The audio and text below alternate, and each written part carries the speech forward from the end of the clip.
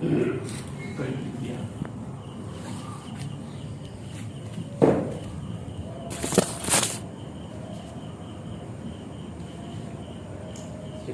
চন্দনযাত্রা মহোৎসব অক্ষয় তৃতীয়া পূর্বের থেকেই আসছে, কিন্তু চন্দনযাত্রা মহোৎসবটা শুরু হয়েছে মাধবেন্দ্র পরে, কিন্তু জগন্নাথের চন্দনযাত্রা তো চিরকালই আছে।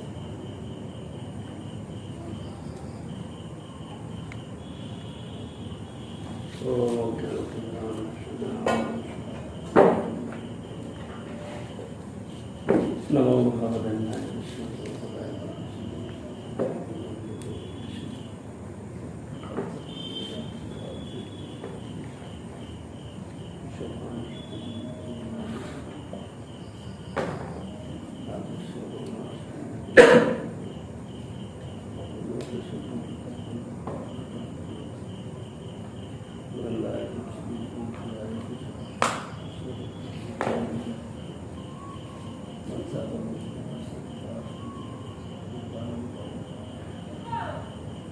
জয় শ্রীদেব শ্রী সনাতন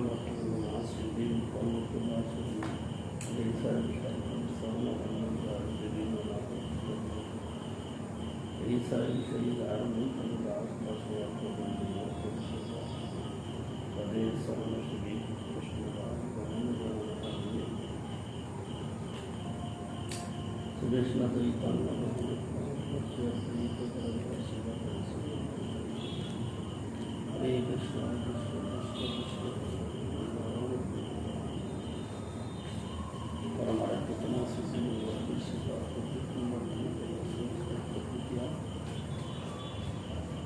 শ্রীকৃষ্ণ চন্দ্রযাত্রা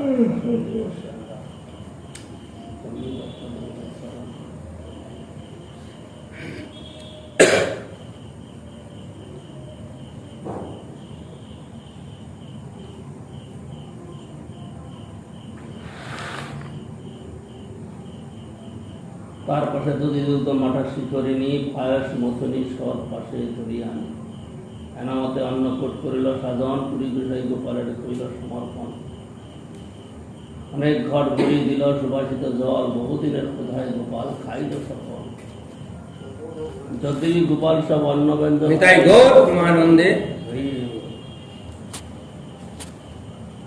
তার হস্তস্পর্শে পুনঃ তেমনই হইল। ইহা অনুভব করিল মাধব গোসাই, তারটাই গোপালের লোকান কিছু নাই। একদিনের উদ্যোগে হইছে মহোৎসব কইল, গোপাল প্রভব আন্নে না জানিল।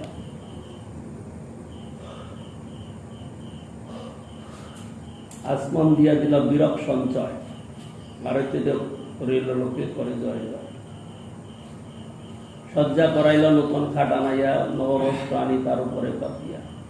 টাটি দিয়া চারিদিকে আবরিল, উপরেতে একটাটি দিয়া আচ্ছা দিল।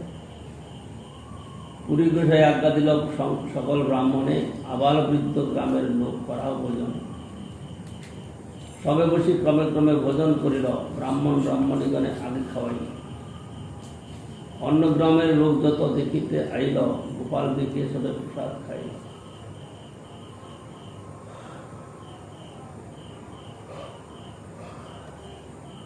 দেখিয়া পুরীর প্রভাব লোকে চমৎকার, পূর্বান্নপুর যেন হইল সাক্ষাৎকার।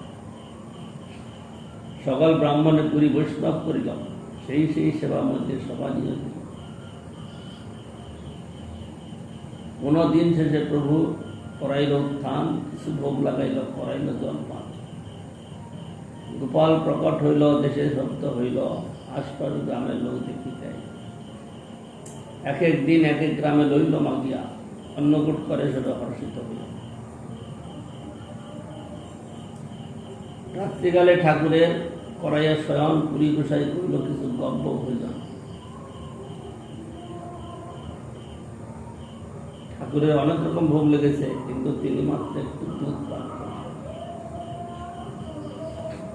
প্রসাদ তো খাওয়া দরকার, ভালো মন্দ রান্নাবাড়ি হয়েছে, কিন্তু মাধবপুরী মাত্র একটু দুধ পান করলেন। প্রাতকালে পুনঃ তৈছে করিল সেবন, অন্ন লইয়া গ্রামের আইল লোকজন।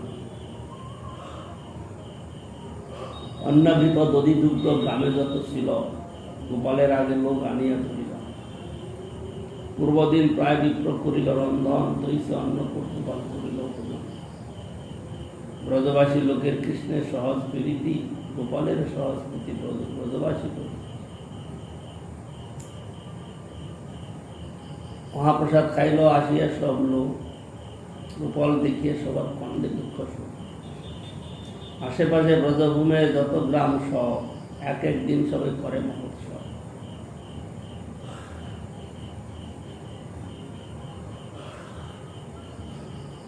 গোপাল প্রকট শুনি নানা দেশ হইতে, নানা দ্রব্য লইয়া লোক লাগিল আসিতে।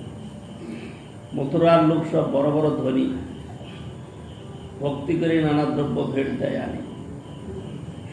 স্বর্ণরূপ বস্ত্র গন্ধ উপহার, অসংখ্যায় সে নিত্য পারিল ভাণ্ডার। এক মহাধনী ক্ষত্রিয় করাইল বন্দী, কেহ পাক ভাণ্ডার পেল, কেহ তো প্রাচী। এক এক ব্রজবাসী এক এক গাবি দিল, সহস্র সহস্র গাবি গোপালের হইল। গৌর হইতে আইলা দুই বৈরাগী ব্রাহ্মণ, পুরী গোসাই রাখিল তারে করিয়া যত।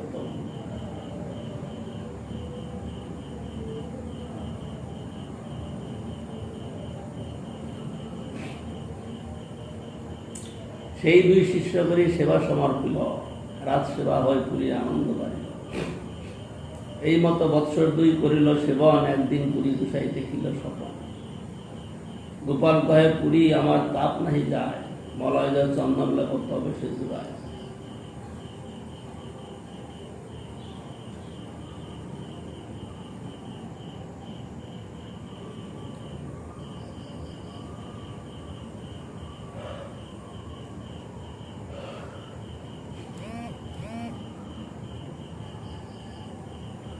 মলয় আনর যাইয়া নীলাচল হইতে, অন্য হইতে নহে তুমি চলো। স্বপ্ন দেখি পুরী গোসাইয়ের হইল প্রেমাবেশ, প্রভু আজ্ঞা পালিবারে দিলা উপদেশ। সেবার নির্বন্ধ লোক করিল স্থাপন, আজ্ঞা মাগি গৌর দেশে করিল গমন। শান্তিপুর আইলা অদ্বৈতাচার্যের ঘরে, পুরীর প্রেম দেখে আচার্য আনন্দ অন্তরে। তারটাই মন্ত্র নিল যতন করিয়া, চলিলা দক্ষিণে পুরী তারে দীক্ষা দিয়া।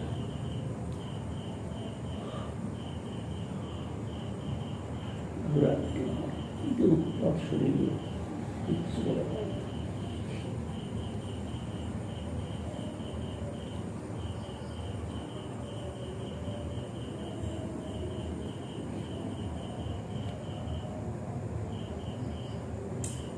রেমনাতে কইল গোপীনাথ দর্শন, তার রূপ দেখিয়া হইল বিহবল মন। নৃত্য গীত করি জগমোহনে বসিলা, কিয়া কিয়া ভোগ লাগে ব্রাহ্মণে বসিলা। শিবার ষষ্ঠ দিকে আনন্দিত মনে, উত্তম ভোগ লাগে তা বুঝি অনুমানে। জৈসে ইয়া ভোগ লাগে সকলেই বুঝিব, তৈসে বিয়ানে ভোগ গোপালে লাগাইব। এই লাগে বুঝিলেন ব্রাহ্মণের স্থানে, ব্রাহ্মণ কইল সব ভোগ বিবরণে।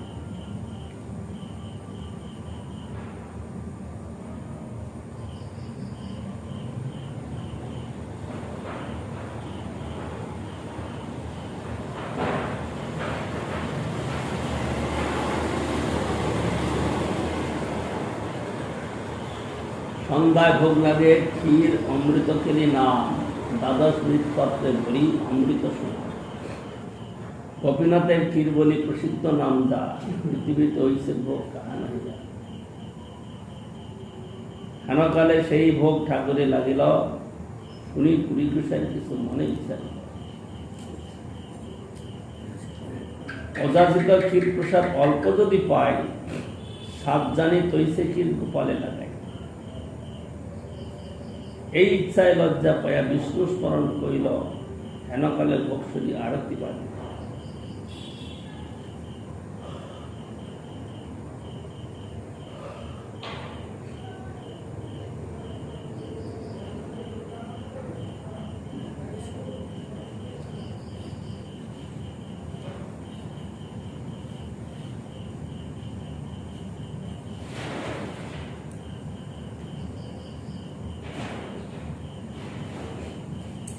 আরতি দেখিয়া পুরী কইল নমস্কার, বাহিরে আইলা কারে কিছু না করিল আর। অযাচিত বৃত্তি পুরী বিরক্ত উদাস, অযাচিত পাইলে খান নয় প্রবাস। প্রেমামৃত তৃপ্ত ক্ষুধা তৃষ্ণা নাহি বাধে, ক্ষীর ইচ্ছা হইল তাই মানে অপরাধ। গ্রামের শূন্য হাটে বসি করেন কীর্তন, এটা পূজারি করাইল ঠাকুরের স্বয়ং।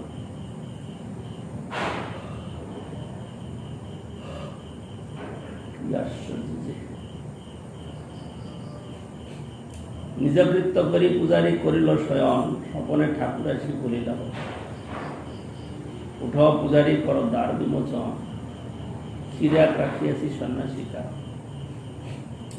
ধরার অঞ্চলে ঢাকায় এক ক্ষীর হয়, তোমরা না জানিলে আমার মায়া। মাধবপুরী সন্ন্যাসী আছে হাটেতে বসিয়া, তাহাকে তো এই ক্ষীর শীঘ্র দেহ লইয়া। স্বপ্ন দেখি পূজারি উঠি করিলা বিচার, স্নান করি কপাট খুলি মুক্ত হইল তার। ধরার আসল তলে পাইল সেই ক্ষীর, স্থানলেপি ক্ষীর লইয়া হইল পান। স্থানলেপি মানে প্রসাদ জায়গা ছিল, প্রসাদ জায়গাটা মুছে দিল। এই বিচারগুলো ভালো করে বুঝতে হবে।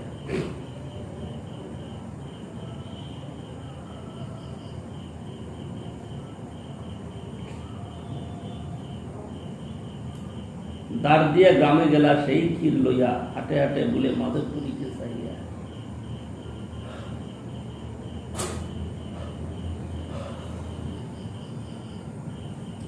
ক্ষীর লহ এই যার নাম মাধবপুরী,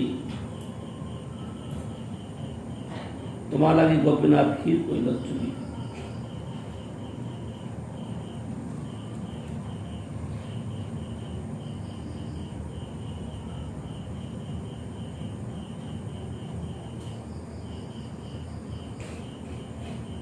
ক্ষীর লইয়া সুখে তুমি কর ভক্ষণে, তোমার সময় তোমার নাহি। এত শুনি পুরী গোসাই পরিচয় দিল, ক্ষীর দিয়া পূজারি তারে দণ্ডবত। ক্ষীরের বৃত্তান্ত তারে কহিল পূজারি, শুনি নবিষ্ট হইল শ্রীমদ। প্রেম দেখি সেবক কহে হইয়া বিষ্ণু। কৃষ্ণ যে ইহার বস হয় অজ্ঞাত।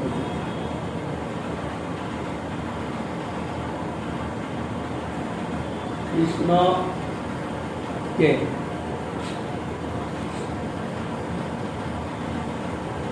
কৃষ্ণ কে?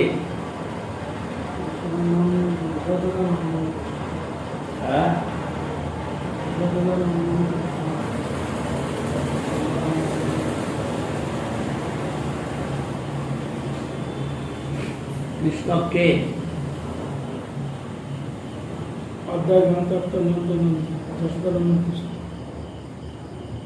কৃষ্ণ কে? স্বয়ং ভগবান। কৃষ্ণ কে? ভগবান স্বয়ং ভগবান। নন্দনন্দন বললে পরে এই যে কথাটা ছোট হয়ে যায়। অনন্ত বিশ্ব ব্রহ্মাণ্ডের মালিক তিনি আজকে ভক্তকোষ। ভক্তটা কে? মাধবেন্দ্র। একটা ভিখারি, একটা বৈরাগী সন্ন্যাসী, তার বস। কে বস হয়েছেন? অনন্ত বিশ্ব ব্রহ্মাণ্ডের মালিক, যার অঙ্গুলি হেলনে, যার ইচ্ছায় সৃষ্টি স্থিতি প্রলয় করি করে, তিনি আবার ভক্তের বস। মানে ভক্ত হলো এমন যে কৃষ্ণ ছাড়া কিছু চায় না। এইরকম ভক্তের বস সেই বিশ্ব ব্রহ্মাণ্ডের মালিক। তিনি ইচ্ছা করলে অনেক কিছু করতে পারেন, কিন্তু তা করেন না। ভক্তের কাছেও করেন না, বাইরেও করেন না। যদি করেন তাহলে তার তো বিধান আছে, সে বিধান লঙ্ঘন হবে, তা করবে। কখনো কখনো ভক্তের কাছে ছোট মোটো বিধান লঙ্ঘন করে। যেমন আমরা অনন্ত বিশ্ব ব্রহ্মাণ্ডের মালিক ভগবানকে পূজা করি, ভোগ লাগাই, ঘন্টা বাজায় অনেক কিছু করে। কিন্তু যখন ব্রজেতে লীলা করলেন রাখালদের সঙ্গে মাখামাখি করে খাওয়া দাওয়া, সেখানে আর ভোগ লাগানোর আবশ্যকতা নেই। এইরকম প্রেম দেখি সেবক কয়ে হইয়া বিস্মিত, কৃষ্ণ ইহার বশ হয় যত। এত বলি নমস্করি করিলা গমন, আবেশে করিলা পুরী শেখির পক্ষ। পাত্র প্রক্ষালন করি খণ্ড খণ্ড কইল, বহির্বাসে বান্ধি সেই ঠিকারি রাখিল। প্রতিদিন একখানি করেন ভক্ষণ, খাইলে প্রেমাবেশ হয় অদ্ভুত কথা। কেন প্রেমাবেশ হয়? ভগবানের অপ্রাকৃত চিন্ময় হস্তে স্পর্শিত। হস্তস্পর্শ পেয়েছে, সেই জন্যে এখানে যত কিছু আছে সব ভগবানের স্পর্শযুক্ত। ঠিক পুরী গোসাই যেরকম সম্মান দিচ্ছে, এখানে প্রত্যেকটা বস্তুই ঠিক সেরকম সম্মান। এ তো মঠ, ধাম, তারপরে আরো বড় করে দেখো বিশ্ব ব্রহ্মাণ্ড। সেজন্য ভক্তরা কোথাও বিরুদ্ধ জিনিস দেখে না। সর্বত্র ভগবত প্রকাশ দেখে, কারণ সব জায়গাতেই ভগবান। এইটা হলো ভক্তের মধ্যে হস্তস্পর্শ হয়েছে প্রেম। এখানে যত কিছু সত্য ঠাকুরের স্পর্শ সূত্র, তাই না? নবদ্বীপ ধাম, চল গৌর বনং নব খণ্ডময়ং, পঠ গৌর হরের সরিতানিন্দা, লুঠ গৌর পদাঙ্কিত গাঙ্গত। গঙ্গার তটে তিনি বিহার করেছেন, সেই ধুলিতে গড়াগড়ি, সেই ধুলি লুঠা। তো তিনি এই সমস্ত নবদ্বীপ ধামে লীলা করেছেন। এই হলো কথা।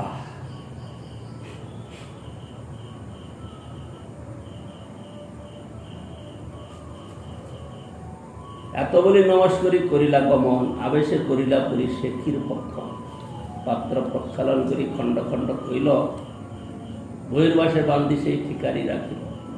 প্রতিদিন একখানি করেন ভক্ষণ, খাইলে প্রেমাবেশ হয় অদ্ভুত কথা।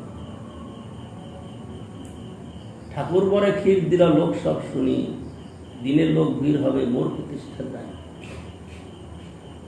সেই ভয়ে রাত্রি শেষে চলিলা শ্রীপুরী, সেইখানে গোপীনাথের দণ্ডবোধ করি। চলি চলি আইলা পুরী, নীলাশ্রী নীলাচল, জগন্নাথ দেখি হইলা প্রেমেতে বিহ্বল। প্রেমাবেশে উঠে পরে হাসে নাচে গায়, জগন্নাথ দর্শনে মহাসুখ পায়।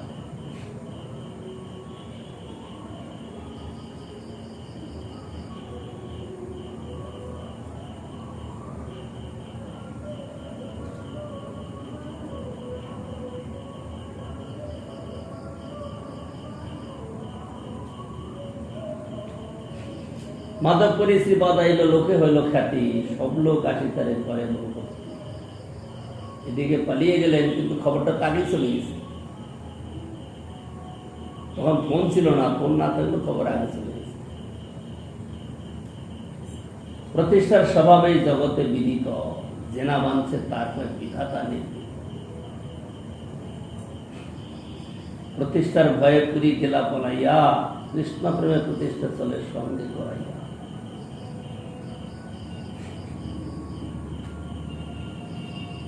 আজকাল ভাগবত পাঠক, কথাবাচক, ভগবান তাদের একটা যোগ্যতা দিয়েছেন, উত্তম কথা, কিন্তু সেই যোগ্যতাটা কোথায় ব্যবহার করছে সেইটা দেখা। এত ভালো ভালো কথা বলছে, যদি কেউ গিয়ে বলে আপনি এই কি কথা বললেন, এ তো বিরুদ্ধ কথা বলছে, দেখো তার অবস্থা কি দাঁড়ায়, তখন মাথা গরম হয়ে যাবে সাথে সাথে। আপনি তো বিরুদ্ধ কথা বলছেন, বোঝা যাবে তখন তার কথার মহিমা।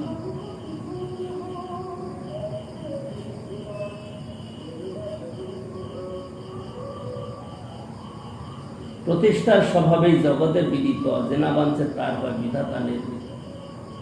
প্রতিষ্ঠার ভয়ে পুরী গেলা পলাইয়া, কৃষ্ণ প্রেমে প্রতিষ্ঠা চলে সঙ্গে জড়াইয়া। যদ্যপি উদ্বেগ হইল পলাইতে মন, ঠাকুরের চন্দন সাধন হইল বন্ধন। জগন্নাথের সেবক যত যতে তো মহান্ত, সবাকে কহিল পুরী গোপাল বৃত্তান্ত।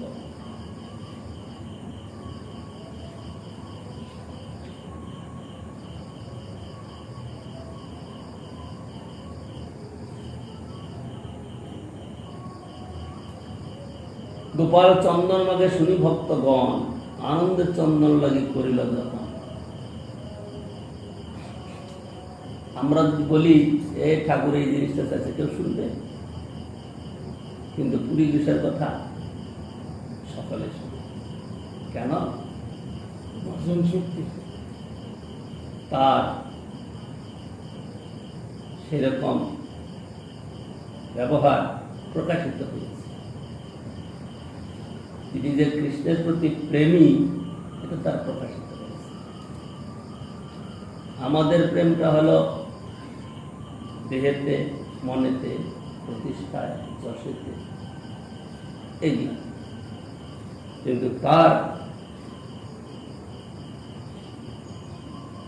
রুচিটা হলো কৃষ্ণ।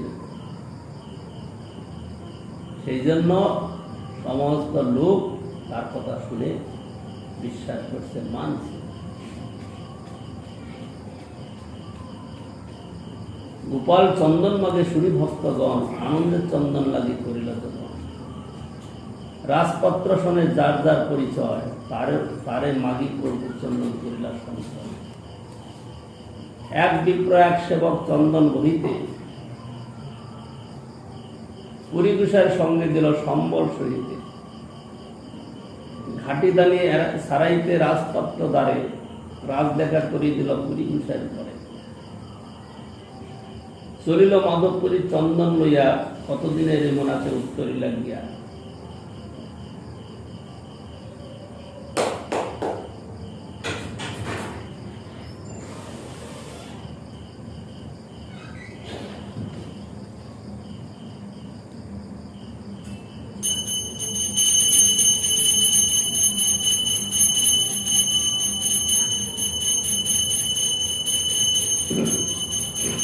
এখানে একটা কথা একটু পড়া দরকার, প্রভুপাদের কথা।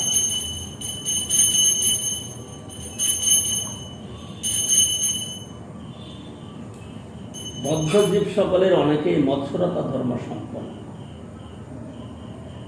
যিনি সুখ্যাতি লাভ করেন, তাহার প্রতি বিভক্তিতা আচরণে মৎস্যর্পণের স্বাভাবিক প্রকৃতি হয়। এই জন্য প্রতিষ্ঠাগামী ব্যক্তি হিংসা পরায়ণ জনগণের দ্বারা প্রতিষ্ঠা পাইবার পরিবর্তে হিংসিত হয় স্বাভাবিক।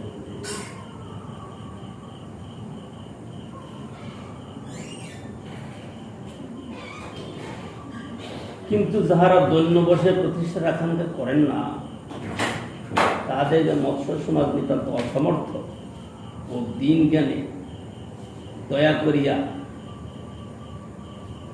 প্রতিষ্ঠামূলক উৎসাহ প্রদান করিয়া থাকে। বৈষ্ণবগণ জড় জগতে তাদৃশ প্রতিষ্ঠা ভিক্ষুক নহে।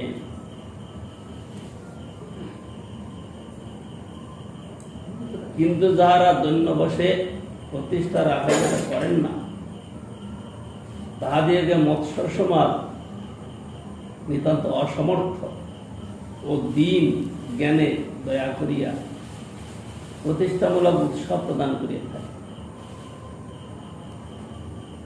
বৈষ্ণবগণ জড় জগতে তাদৃশ প্রতিষ্ঠা ভিক্ষুক নহে।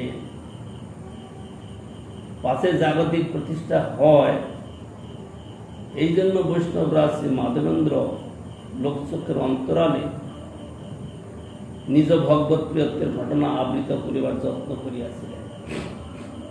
কিন্তু তাহার অন্যান্য কৃষ্ণ প্রেম চেষ্টা দর্শনে জগতের সকল লোক ওই ঘটনাকে শ্রী ভগবানের তদীয় ভক্তের নিমিত্ত উৎকণ্ঠা ও চেষ্টা নিদর্শন বলিয়া থাকে। বাস্তবিক পক্ষে সর্বশ্রেষ্ঠ প্রতিষ্ঠাই শ্রীপুরীপদের স্বাভাবিক প্রাপ্তি। কি প্রতিষ্ঠা?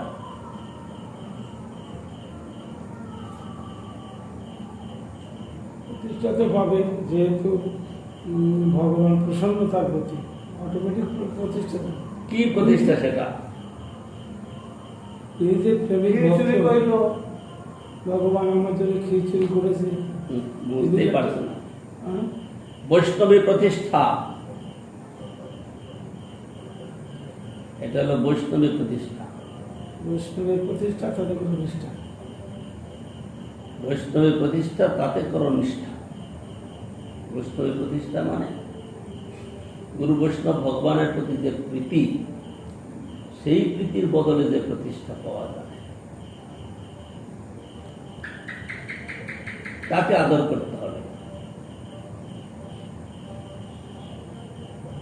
কিন্তু যদি দেখা যায়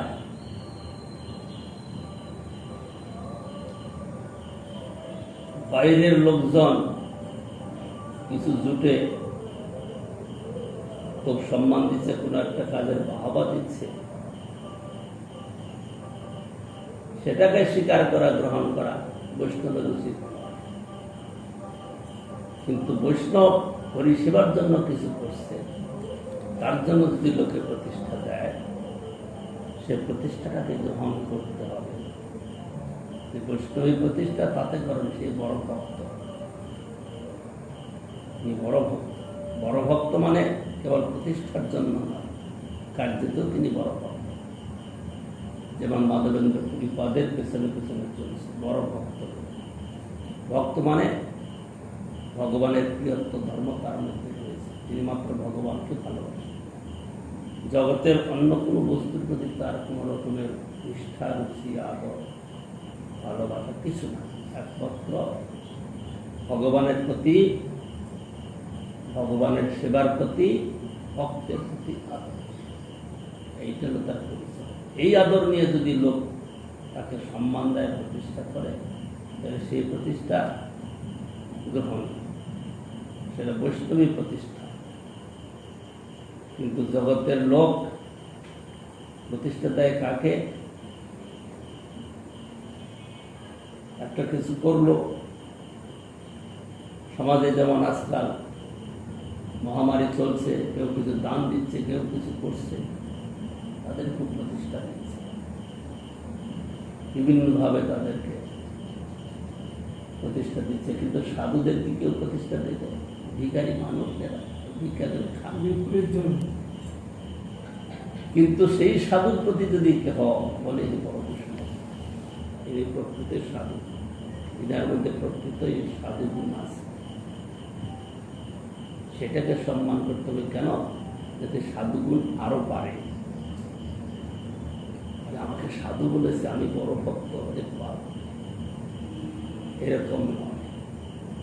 লোক আমাকে সাধু বলে মানছে, সুতরাং সাধুর যেসব গুণ, সেগুলো আমার মধ্যে থাকা দরকার, সেটা আরো বেশি করে আনতে হবে। তা নাহলে করে তো আমার সাধুত্ব নষ্ট হয়ে যাবে, আমাকে আর সাধুকে দুদিন করে বলবে না। এইটা হলো বৈষ্ণবী প্রতিষ্ঠা। বাস্তবিক পক্ষে সর্বশ্রেষ্ঠ প্রতিষ্ঠায় শ্রী পুরীপদের স্বাভাবিক প্রাপ্য। কিন্তু যে সকল ব্যক্তি তাহার অনুকরণে, তাহার ভাবগৃহের অন্তরালে লুকায়িত থাকিয়া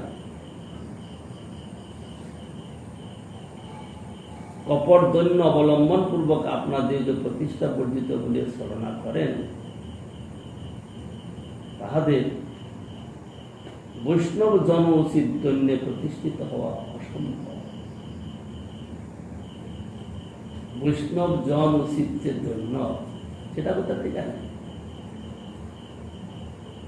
খুব হাত জোর করা যেতে পারে, খুব বলে আমি কিছু, আমি একবারই কিছু করি, কিন্তু প্রকৃত দৈন্য আসবে কোথার থেকে? বাহ্যিক কথাবার্তা।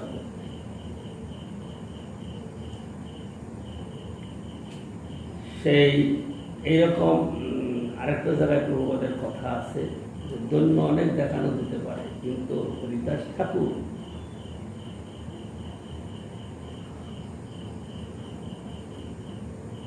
প্রকৃত দৈন্যতে প্রতিষ্ঠিত হয়ে যে আনন্দ পান, এরকম তথাকথিত লোক, তারা কি সে আনন্দ কখনো পেতে পারে?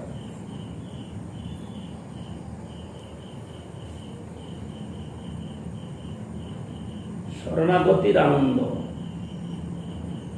আর কর্তৃত্বের আনন্দ দুটি কি এক কথা? কর্তৃত্ব করার অধিকার একজনের আছে, সেটা কি? গুরু বৈষ্ণব ভগবান, তারা কর্তৃত্ব করতে পারে। কিন্তু আমি যদি বলে আমি তো বৈষ্ণব, আমি কর্তৃত্ব করবো না, ভুল হয়ে গেল সিদ্ধান্ত।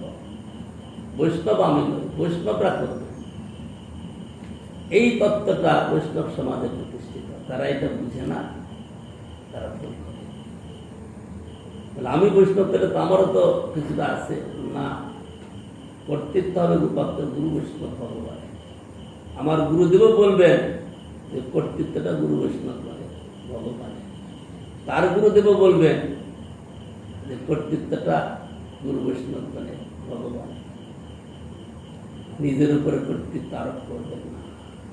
যারা করেন তারা বৈষ্ণব ধর্ম সম্বন্ধে অনভিজ্ঞ এবং প্রকৃত দৈন্য থেকে তারা বঞ্চিত। কি বলছ?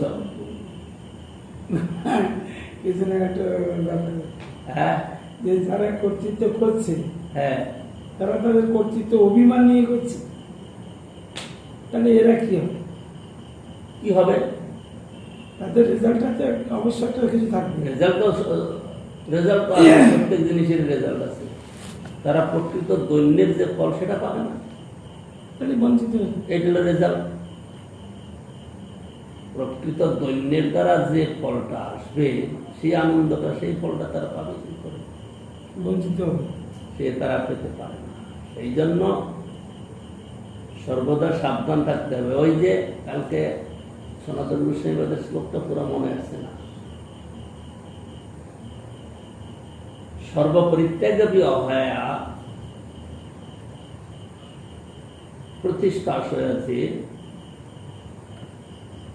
তদ অস্পর্শনে পড়া। এই এখানে দুইটা শব্দ মনে আসছে না। মানে সবকিছু ত্যাগ করার পরে প্রতিষ্ঠাটা ত্যাগ করা যায় না। সুতরাং সেটা স্পর্শ না হয়, কারণ তার দুর্গন্ধ যদি একবার গায়ে লেগে যায় সেটাকে আর ত্যাগ করতে পারবে না,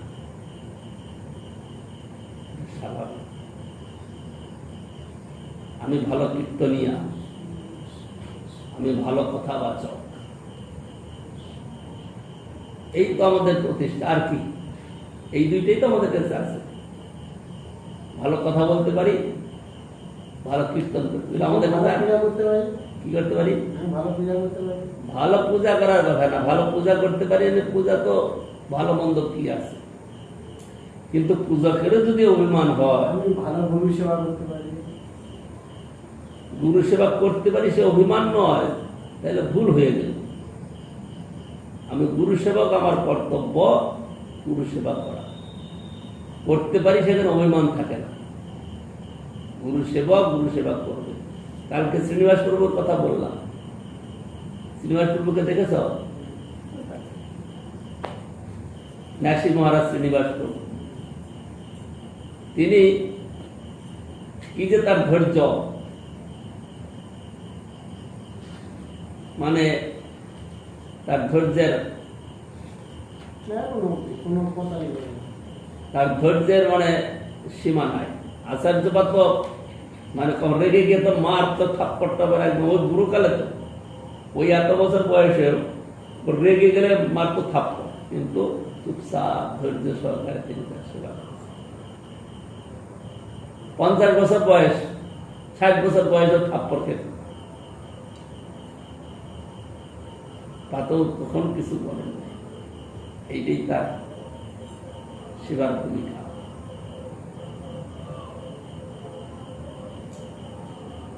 সেই জন্য কপট দৈন্য দেখিয়ে আমরা যদি কিছু লাভ করতে চাই, প্রকৃত দৈন্যের যে ফল সেটা তখন আমরা পেতে পারি। যেমন শরণাপত্তি হৃদয়ের বৃত্তি, বাইরে প্রকাশ যতই করি না কেন, আমি শরণাগত কিনা আমার হৃদয়ে জানে। আমি শরণাগত কিনা সেটা আমার হৃদয় জানে, বাইরে জানবে না। আর শরণাগত হলে পরে তার হৃদয়ে যে ভাবটা সেটা অপূর্ব ভাব প্রকাশ করে। আমি তো তোমার, তুমি তো আমার, কি কাজ অকর্থনে। এই ভাবটা কি কেবল গানের মধ্যে, কীর্তনের মধ্যে না, এই ভাবটা যখন প্রকৃত হৃদয়ে প্রকাশিত হবে, তখন সে সাধক বা সে ভক্ত বুঝবে যে আমি তো তোমার, তুমি তো আমার। এর অর্থটা দৃষ্টান্ত দেওয়া যায়। আজকালকার দিনে মেয়ে ছেলেগুলো হয়তো উদ্দণ্ড হয়ে গেছে। আগেও দেখলাম পাটনাতে একটা কথা, পাটনার একটা কথা দৃষ্টান্ত দিচ্ছি। পাটনাতে ওই তরফদারের ভাই, তরফদারের মেজ ভাইটা কি ছোট ভাইটা বিয়ে করেছে, ছেলে মেয়ে হয়নি, সন্তান হয়নি। জন্মাষ্টমীর দিন এসছে।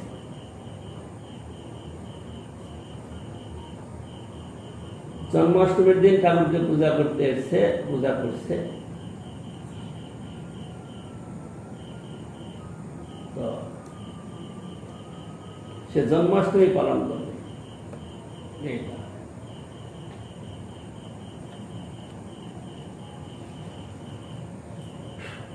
স্বামীটা বলছে, আমাদের সঙ্গে তো যোগ ছিল ভালো, বলছে তার বউটা এসছে মানে পূজা করতে, জন্মাষ্টমীর দিন ব্রত পালন করেছে। তাহলে আমি এই ব্রত পালন করি, তোমাকে পেয়েছি, সুতরাং এই ব্রত আমি ছাড়বো কি করে? এই ব্রত আমাকে করতেই। বলে আমি তো এই ব্রত করি, তোমাকে পেয়েছি। তাহলে এই যে প্রেমের কথাটা, এই কথাটা অন্য কেউ বুঝবে?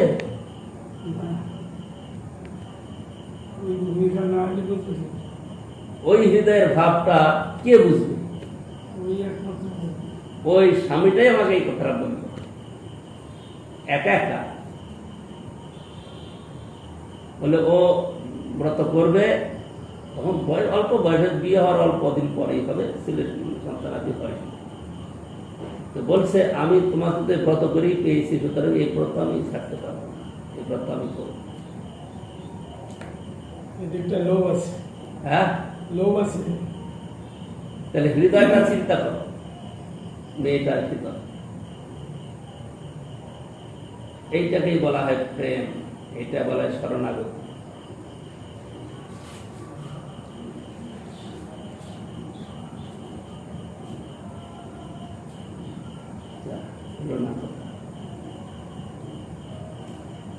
চলিল মাধবপুরী চন্দন লইয়া, কতদিনের এমনাথ উত্তরি লাগিয়া।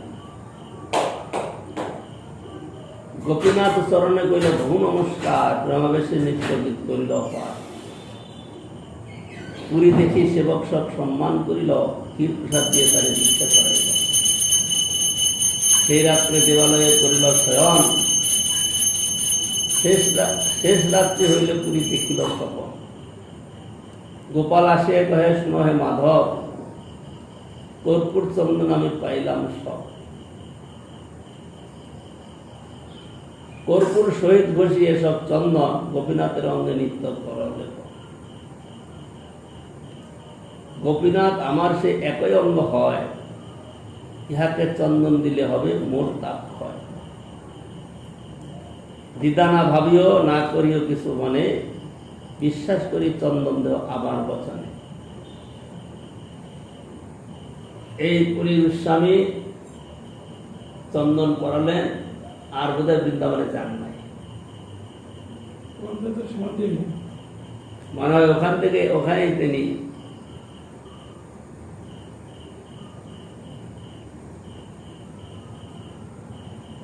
দেহত্যাগ করেছেন। কারণ তখন 82 বছর বয়সে তিনি আসছিলেন বৃন্দাবন থেকে। বৃন্দাবন থেকে আসতে 6 মাস 1 বছর, এর মধ্যে 83-84 বছর বয়স হয়ে গেছে। চন্দন যাত্রা পরে আবার চলে গেলেন পুরী, মানে পুরীর থেকে ফিরে যে আবার তিনি বৃন্দাবন গেছে।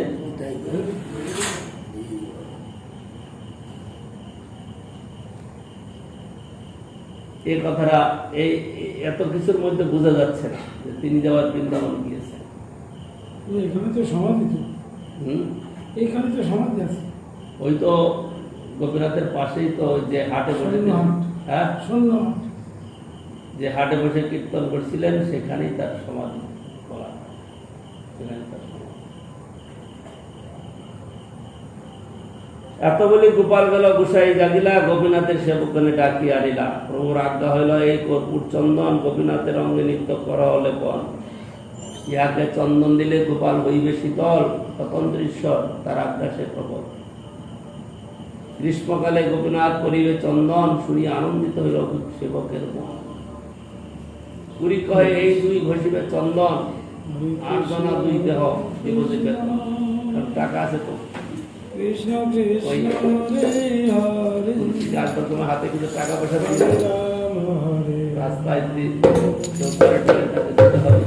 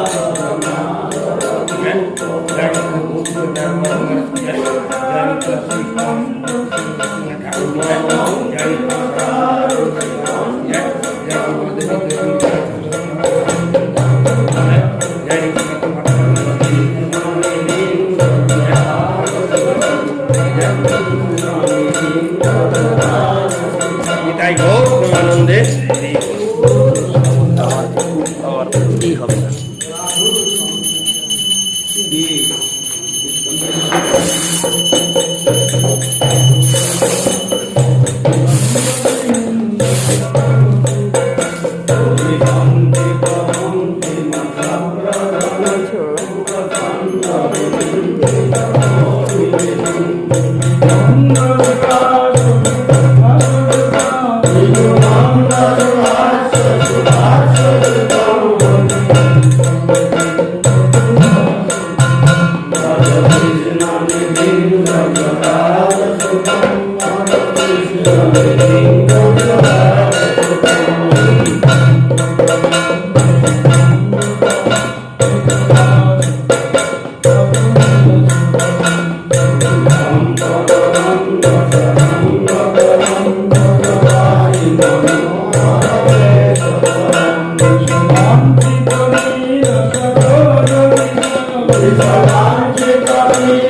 Hare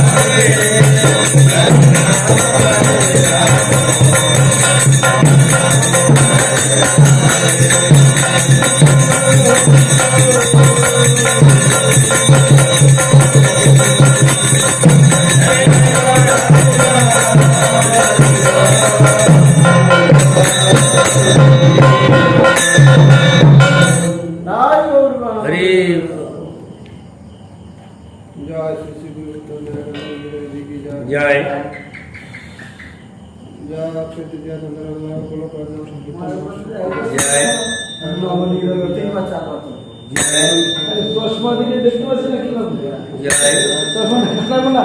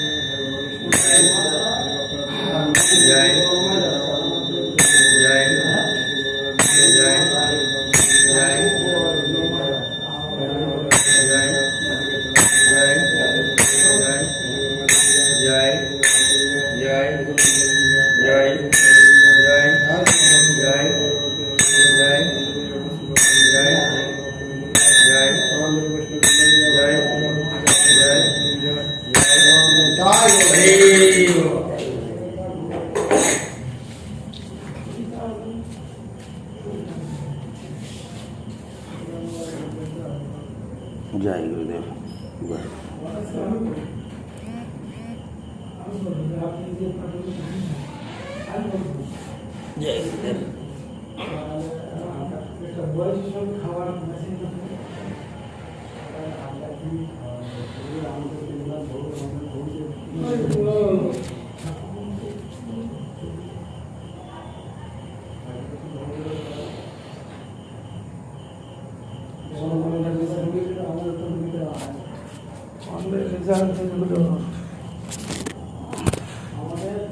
মুভি না হলে মুভি এইসব সকাল